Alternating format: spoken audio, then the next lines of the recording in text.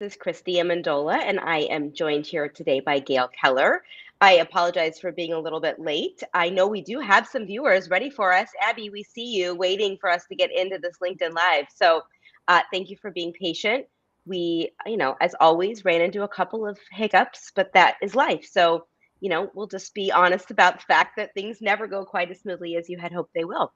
But I'm really excited to be here with Gayle today. I will admit that I'm a bit intimidated because if you do not know, Gayle is her own host of her own podcast. So I feel like I really got to, keep my game together today because she has a lot of experience playing hosts. But Gayle is one of our founding voices and is contributing to our Empower platform. Gayle and I have known each other for a number of years. We live in the same suburb outside of Chicago. And one of the things that really drew me to Gayle when we started this organization is her own journey of reinventing, as she likes to say, her career and her extensive experience in tech.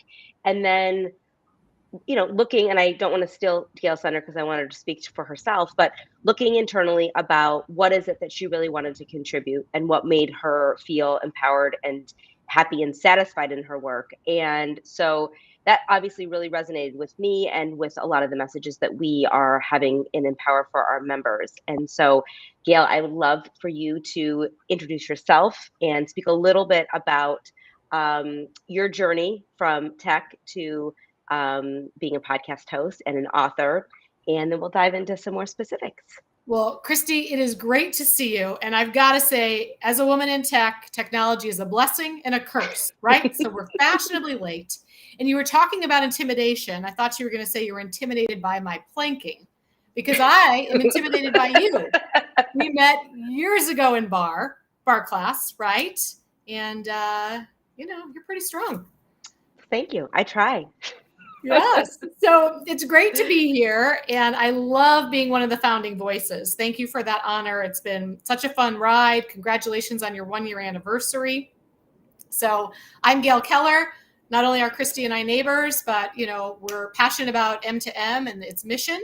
And I particularly have been a woman in tech, recently leaving Microsoft a few years ago, being called to help women reinvent their professional lives. Because compared to men, women often don't take risks, are a little risk adverse. And if we do take a risk, we often mull it over too long and that opportunity can pass us by. So I coach women. I coach them one-on-one in group cohorts. I also work with men and corporations where I go and speak and do mastermind sessions. I'll also keynote at corporate events as well as conferences. You mentioned I have a podcast. I interview the woman that has successfully failed forward in her career and isn't afraid to share the valleys. It's in the peaks, the success that we always see when people have succeeded. But we don't talk about our loss. We don't talk about failure enough because that's how we truly build a community.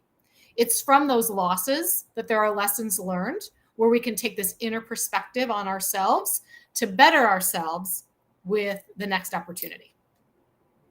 I love that. And I love that fail forward, throughout this journey for me. I will just say personally, there have been a lot of missteps, but all of those missteps have taught me what I needed to know to take the next step forward. And that is such an important, but having that conversation is so important because often, as you said, we only share the success. And so when you're going through your own journey, it's often difficult to know, are these missteps and these failures, is this part of the journey, or am I just not cut out for this or not good enough or maybe not suited for this? And it's important to know that it is part of the journey. Getting up and taking the next step is what's so valuable. Mm-hmm. So I do want to celebrate your book. I think it's an amazing accomplishment to write a book and that it's in print. And I was so happy to be part of your launch day. And there it is. She has it in her hand, full steam ahead. Tell me about writing this book, what you hope your readers will take away from it, and then I guess we can dive in a little bit more to the personas and the characters, but just tell me a little bit about writing it and what you want your readers to take away from it. Yeah, I never thought I'd add international bestseller to my resume. I never thought I'd write a book. It took me 2 years and a pivot. So I wanted to write a business book. And I pride myself on a 5-pillar methodology to risk taking, but I don't write your typical business book on how to become a better risk taker, because how I learn is through storytelling. How I retain is through storytelling. So I chose 5 women in STEAM characters. I should say 5 characters, because each character is a compilation of women. It's a nonfiction book, and a lot of women go into each of the 5 characters. They represent one of the industries in STEAM.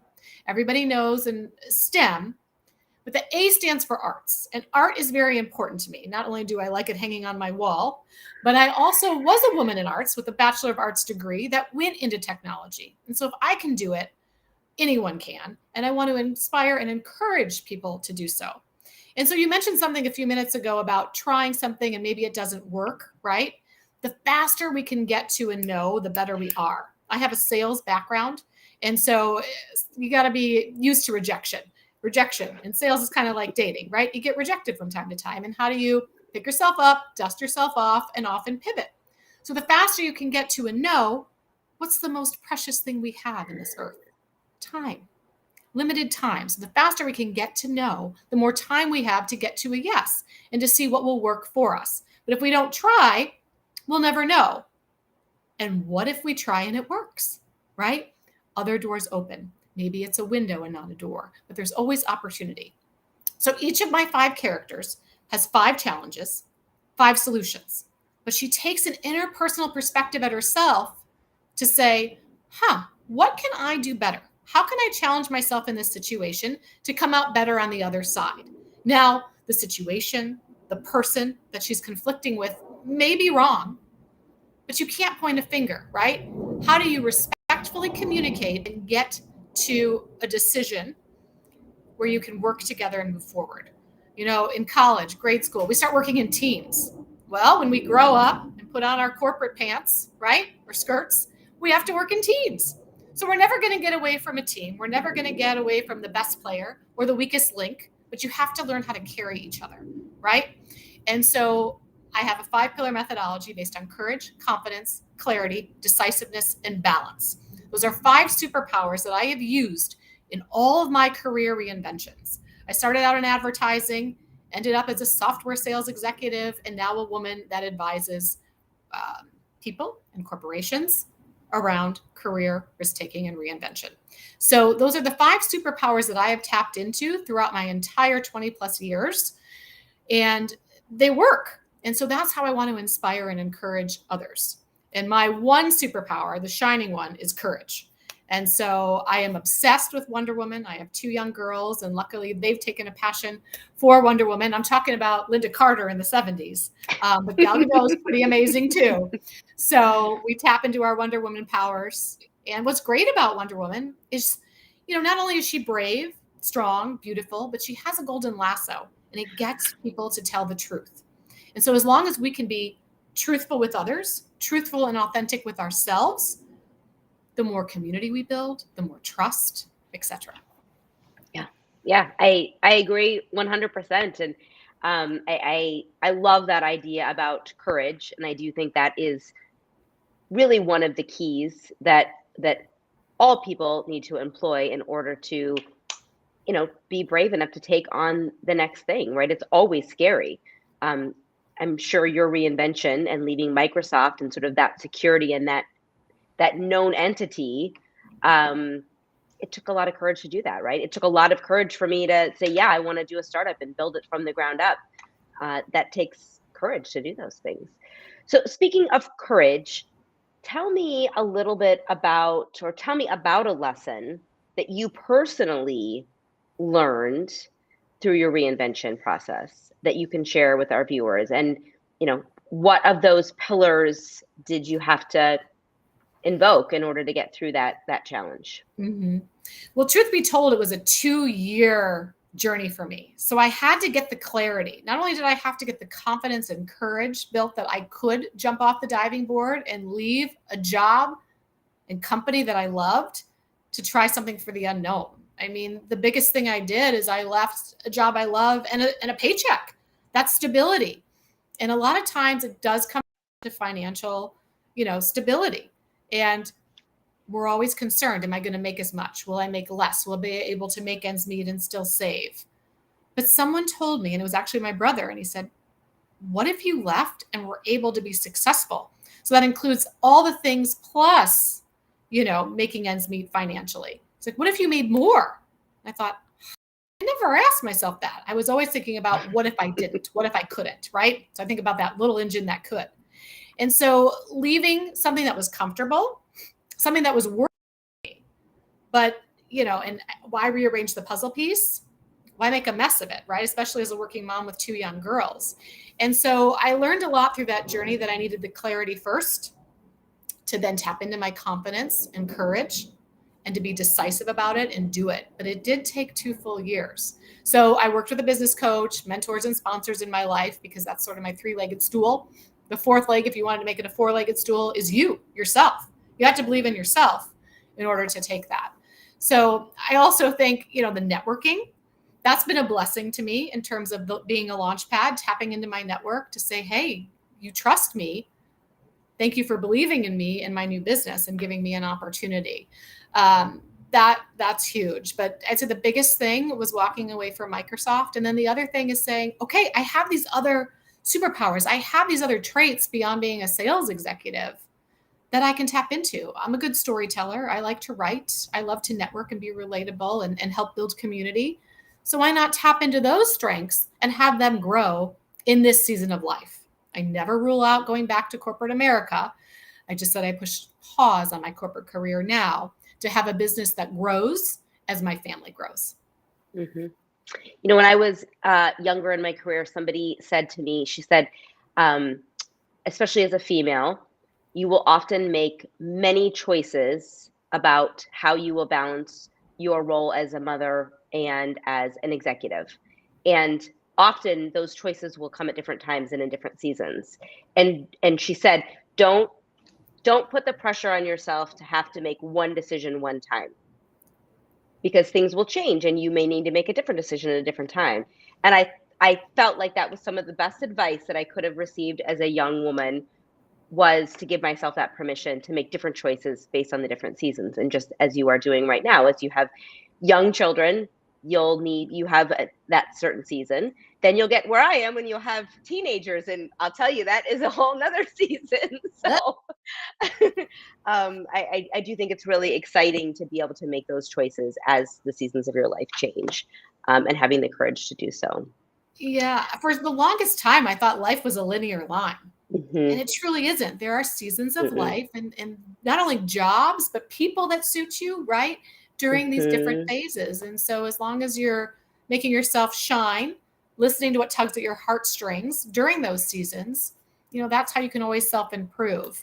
And that's something too. I mean, self-improvement on this journey, taking a hard, cold look at myself. And if something didn't work in this entrepreneurial position, I would have to pivot and try something else. And I wouldn't call it a failure. It's failing forward. Right? Okay. Right. This worked, or this worked a little bit, but now how do I make it work better and keep moving? Yeah. Well, and I think sometimes when we are too stuck on believing in the linear path of life, we kind of hold on things that don't suit us very well. And that you can feel really stuck. And I do think that's part of the feeling of burnout, or just, even a little bit of this, these new terms of quiet quitting and things like that, is, if we've just held on to something for a phase that's not where we're at, it can feel pretty limiting, and you can feel pretty stuck. And not to dismiss that sometimes we're in situations for circumstance, and that can be a real reality for people. And, we have to acknowledge and understand that too. But I have definitely there have been times in which I felt stuck because I just wanted to hold on to what I knew. And what felt comfortable. And as soon as I gave myself permission to let go of that, I was able to move on to that next phase and sort of grow and learn and move forward. And you bring up an important thing. It doesn't just happen overnight, right? There's a process. No, it's usually painful. Yeah, there's a process. And painful. It's awkward. It's painful, just like those teenage years that we had to go through, right? But it's really, really important to act like an elephant. Take things off one bite at a time, not the whole enchilada. If you're thinking about a career reinvention, a career move, whether it be in your company or outside of it, start now with little things. One of my podcast guests, Joan Buffalino from my season 2, she said, mind map. And that's so true. Take everything in your personal and professional life and mind map it out and start to think in a digestible format where you see yourself and your goals. And then how are you going to map to get there? Who are you going to network with to help you? And it's really great advice. Yeah, absolutely. For sure. One of your podcast guests, and I'm going to forget her name, but I remember this, and I will bring it up because we're sort of talking about motherhood and career invention. She talked about how she doesn't define motherhood and her career separately, that it is all intertwined. And that has sat with me so well. And I've said it many times, right? Sitting here on this call with you today, I'm still a mother. Like, that role doesn't go away. I mean, my children aren't in the room. They're luckily at school today, but our roles are always intertwined and layered. And when we allow that to happen, to me, it feels less stressful than always trying to compartmentalize those roles. And when she spoke about that, it really resonated with me. And it was probably 6 months ago that I listened to that podcast, that I still think about, her telling the story of, sometimes her daughter will just climb up on her lap when she's in the middle of the call, because she is both an executive and a mother at the same time simultaneously. And sometimes that's what it requires to do. It humanizes us. And that's right. Jaquel. She's the CEO of Fave. So she was an executive at Google. Now she has Fave. So she does all the fandom around musicians. So Taylor Swift fans, they call Swifties. Those Swifties yesterday broke the internet. They did. Right? Buying all those tickets. So, yeah. So I really like that. Let's go back to your book just a little bit, because I am excited about talking about it. Tell us about the 5 different personas in your book and why you chose these 5 different people or characters. Yes. So the characters, and just to kind of restate that each character is a compilation of many women that go into this character. And some of the battles that she's fought is a working woman, not only mother, but working woman, right? Not all of them are mothers here. And so Antonia is the courageous artist. And so she steps forward with courage, and she deals with sexual harassment. And I'm not going to give away all the things, because I definitely want people to read my book and enjoy it. Elaine is the confident engineer. So she taps into confidence in career. She's married. They have children. They're deciding, should they have more children, and how can she balance her work-life integration that you mentioned a few minutes ago. And Tyreka is the decisive technologist. So, and each has their own ethnicity, by the way. So there are 5 ethnic women I should call out. And then Scylla, she's a sensational scientist, and she has a fabulous shoe collection. And Malika is the balanced mathematician. Because, spoiler alert, balance is not a 50-50 scale, especially as we talk about personal and professional. And the pandemic, unfortunately, put a spotlight on it, but then fortunately said, okay, this is a vulnerable, humanizable thing that's happening in this globe, in this world, that we all can relate to. It's one of the only things in this world that every single person can relate to, no matter what gender, what ethnicity, what they believe in, what they don't believe in. It humanizes us. It makes us relatable. Absolutely. For other women, and I mean all workers really that are listening and who are looking to reinvent themselves, what are 2 pieces of advice that you would share with them from your own personal journey? So it takes time, and be kind to yourself. So start with that clarity, seek counsel, seek guidance, right? From the Spencer, excuse me, that's my brother-in-law's name. Sponsors and mentors, somehow that came out, huh? Or call my brother-in-law. So seek mentorship, sponsorship from others along in your journey. Don't be afraid to ask for help, for guidance. That's the other thing. And don't be afraid to go for it. Because one of the things that really was my tipping point in my decision-making journey was I read a LinkedIn article, and it said there was a LinkedIn post, and a woman read it. And she saw all the criteria she needed to qualify to apply for the job. She read it, said, I don't have those qualifications. So she didn't apply. A man read it, saw the qualifications. He didn't have them either. But he said, you know what? I'm going to learn those qualifications when I get the job. He applied and got it. So the lesson there is don't count yourself out too soon. Don't count yourself out. Realize and what you can learn on the job and go for it. First someone's ever going to tell you is no, no thank you, or not now. And if they do, by the way, ask for a follow-up. Why didn't I get the job? Why didn't I get a promotion? What did the qualified candidate who got it, why did they get it over me? What did they have that I didn't? And how can I improve myself for the next time, for the next opportunity? So ask for feedback. That's the only way that we can grow. Excellent advice, Gayle. This is why I invited Gayle to be a founding voice in our Empower platform. I feel like Gayle kind of even, gave me permission to make a plug, right? All of these things that Gayle is saying are important to do when you're looking to reinvent yourself are things that Empower can help you with, right? It's about learning from others. It's about getting support. It's about finding sponsors, all with similar diverse lived experience, so that there can be a relationship between what you're doing in work and what your personal experience is.